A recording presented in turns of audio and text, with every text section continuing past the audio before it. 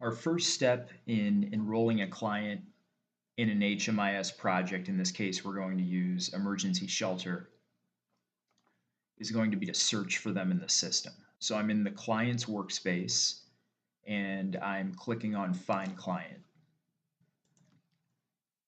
I'm looking for Travis Tritt here, and I'm just using the first 2 or 3 letters of the name just in case somebody historically uh, might have misspelled the name. This allows me to catch that most likely and prevent duplicating the record. So I'm putting in the partial names and I'm hitting search. And there's Travis Tritt. He comes up. I'm going to click on him. I'm now on his dashboard. If I scroll down to his enrollments, I can see that he currently does not have an active emergency shelter enrollment.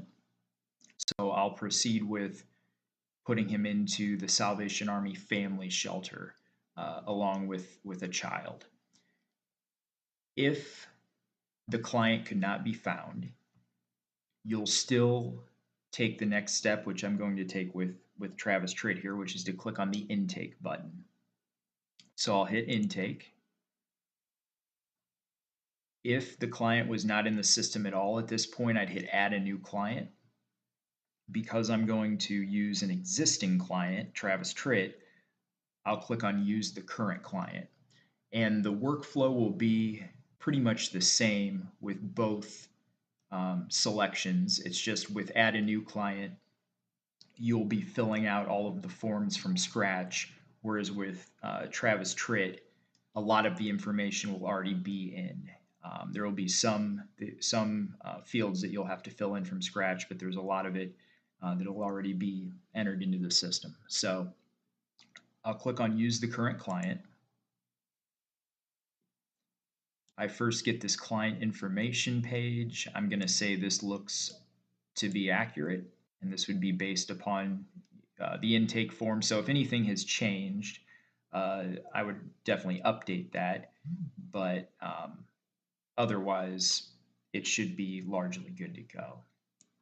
Contact information is good to update, especially for when they get put into coordinated entry. This will carry over for the coordinated entry enrollment. So if you're able to put their contact info in right now, that would be great. And for the address, I'm just going to put the Salvation Army Family Shelter, Peoria. You don't have to worry about putting the full address in. Down here, you'll want to put in the release of information answer that they had, whether they agreed to share their info or they didn't on those 2 releases. So if they didn't agree on either one of them, you'll want to put signature not on, I'm sorry, consent not given, but otherwise it'll just be signature on file. If you ever have anybody who does not want their information shared, go ahead and put the consent not given, but also please reach out to me and I'll confirm that everything is locked down. So the date here is just going to align with when they signed off on the releases, which would be likely their intake to the shelter. So I'm going to put in here 10/11/2024, and I'll project that out 1 year, so 10/10/2025.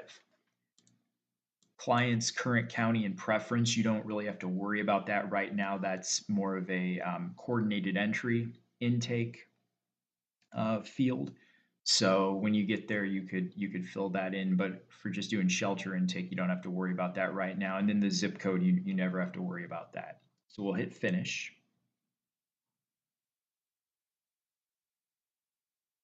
We then get to this family members screen.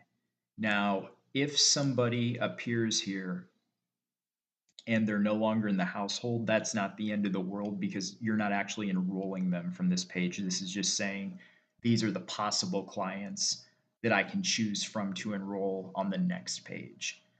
Here, what I'm going to say is that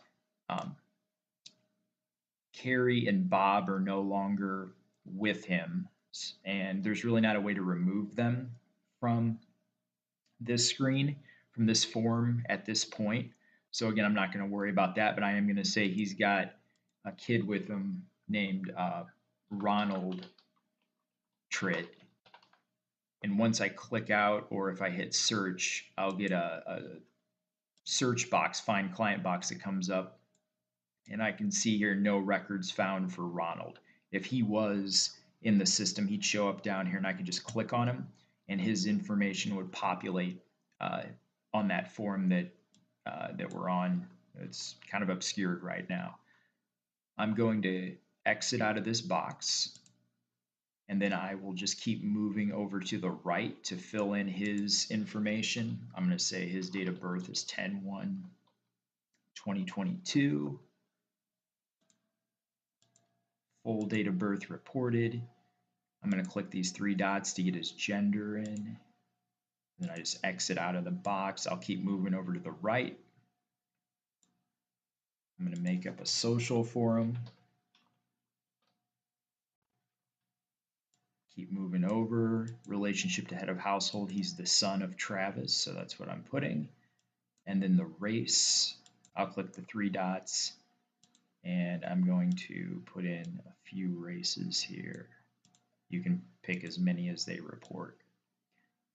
Okay, so there's nothing else to fill in for him. I'm going to make sure he's checked over here so he gets saved as part of the household, and then I'm going to hit save and close. And then this page is where we will actually do the enrollment. So I'm going to choose the project, Peoria Family Shelter, ESG, and then I'm going to check the members who are actually getting enrolled in the shelter. So these are the people who will get pulled into your reports. So for the project start date, I'm going to backdate and say they came in on the 11th. We want to try to have this info in within 6 days of it happening. So we're within our range there still. And then we're just going to confirm that the relationship to head of household information is still correct, which it is. And then Carrie and Bob won't get brought into any of your reports. They won't show up as being in the shelter or really having anything to do with Travis or Ronald in the context of your project. So at this point, I'll hit save. And now we're going to start collecting the data. So for Travis, I'll say he does have a disabling condition. I'll scroll down to the prior living situation. So this is where he was at before coming into shelter. We'll say that he's been in a place not meant for habitation. He's been there for 1 month or more, but less than 90 days.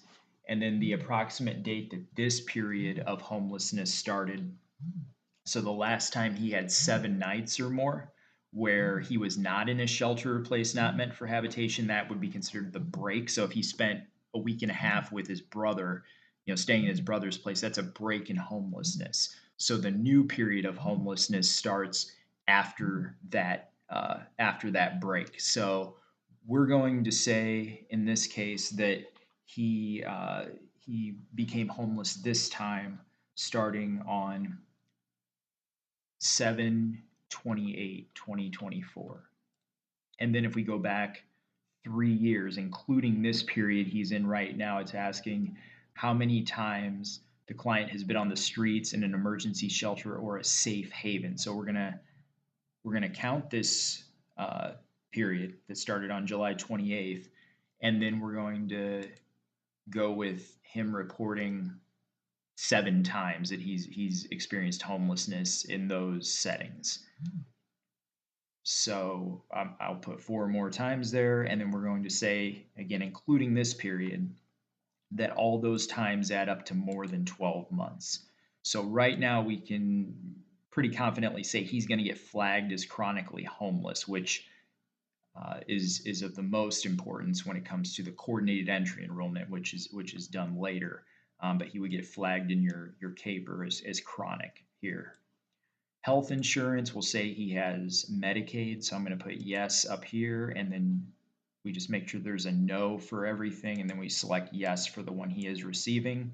If you ever come to this form and these are select, just hit this box here, and it'll put a no. Well, it usually does. Must be when you start from scratch. But if you come in and these are all select, hit this box here, the type checkbox, and that'll put a no in for everything, and then you can fill in a yes for whatever they are getting, or if it's a no up top, you would just leave it as no here. I'll hit save. On to the next form. We'll say that he is getting income and non-cash. So once you have a yes for either one of those types, you get the boxes down here that allow you to specify what kind of income and what kind of non-cash benefits they're getting. And you only have to check what they're actually receiving. For him, I'll choose SSI is what his source of income is, and you can choose multiple sources. I'm going to put 941 there. It's just a rough amount. And then I'm going to scroll down here. You don't have to worry about the health insurance on this page. It doesn't feed into any reports. We just are really focused on SNAP and WIC here. And I guess TANF child care services if they're going through like the Home Child Care Network or Child Care Connection and getting subsidized child care. But most of the time it's just SNAP and or WIC. We'll say that he's getting SNAP, and on this one you can just approximate the amount. It really doesn't matter. The amount doesn't feed into any sort of report, but just the presence of SNAP does. Whereas with income, you do want to try to have the amount exact there. We'll hit save and close. All right. Now we are on to the kid. Now, one thing I wanted to mention, and I am on the training site, there's a disability form that will typically populate. And I think on the training site, I must not have updated the grant on here because we don't do any reporting from the training site. So it's kind of defaulted back to the basic information collection. So after I complete this intake workflow, I'm going to pull up those forms that will typically populate as part of the automatic enrollment process. It's really just the disabilities where they ask the specific kinds of disabilities, and then domestic violence, and then there's a translation assistance needed. So you specify whether they need language translation assistance or not. So I'm going to quickly fill in the kid's info. I'm going to say he does not have a disabling condition. And then we'll say he does get Medicaid.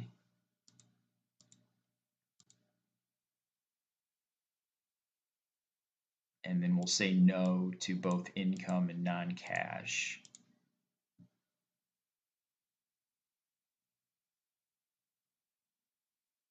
All right, and then we'll hit finish.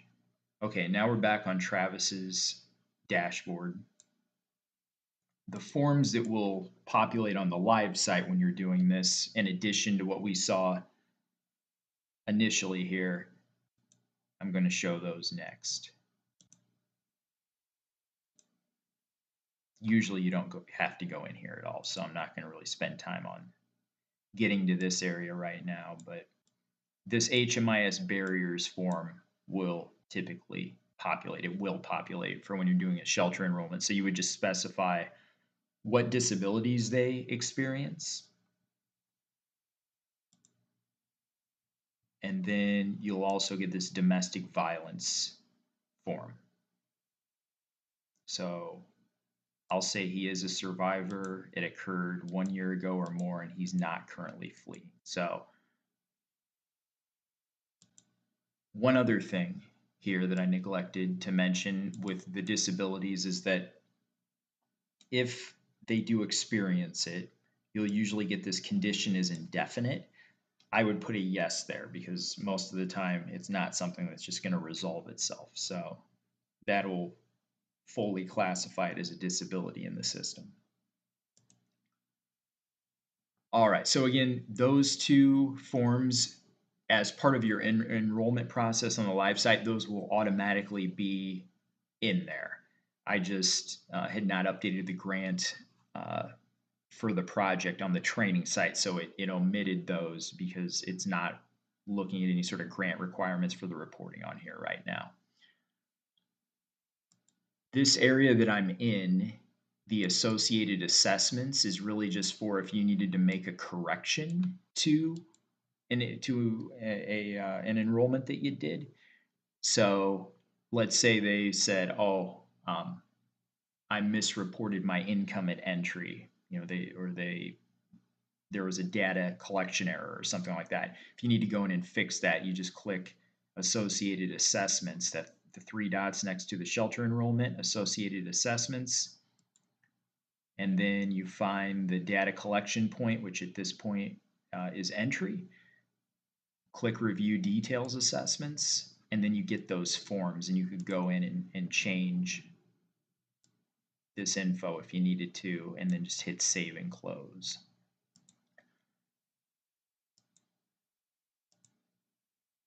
All right, so that would be the intake process.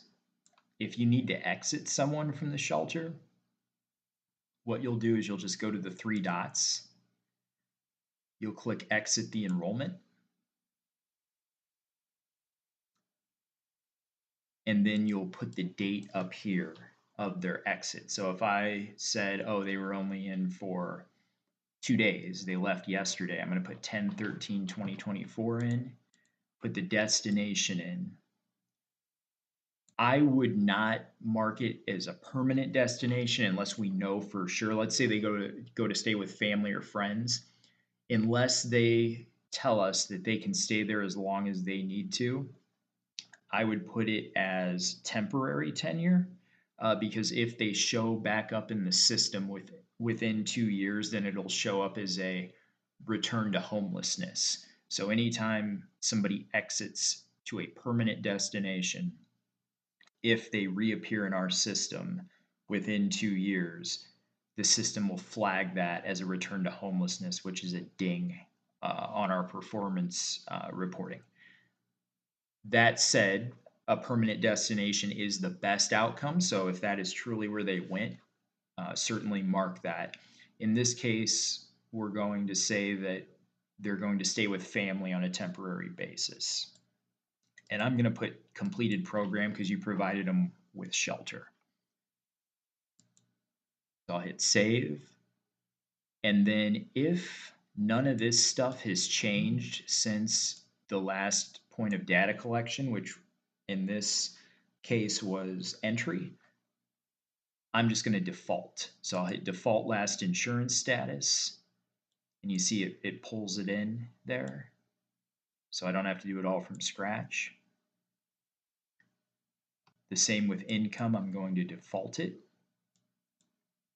Hit save and close. And then it asks if you want to exit the other household members, in this case Ronald Tritt. I'll hit yes. And I'll put the same date in, staying or living with family, temporary tenure, completed program, save. We're going to default again, and then sometimes it does this weird thing where it just defaults the yes. Not really clear on why it does that. If that happens, just hit this box, and then you'll get the no's in for everything else. So we'll hit save. We'll default the income and non-cash, which was no, save and close, and then finish. And then now you can see the enrollment shows up under the exited programs. If you ever realize, oh, I accidentally exited them, they're still here, just click the three dots next to the enrollment and hit re-enter the enrollment, and that'll delete the exit. So those are the basics of enrolling and exiting a client, and please reach out if any questions should arise.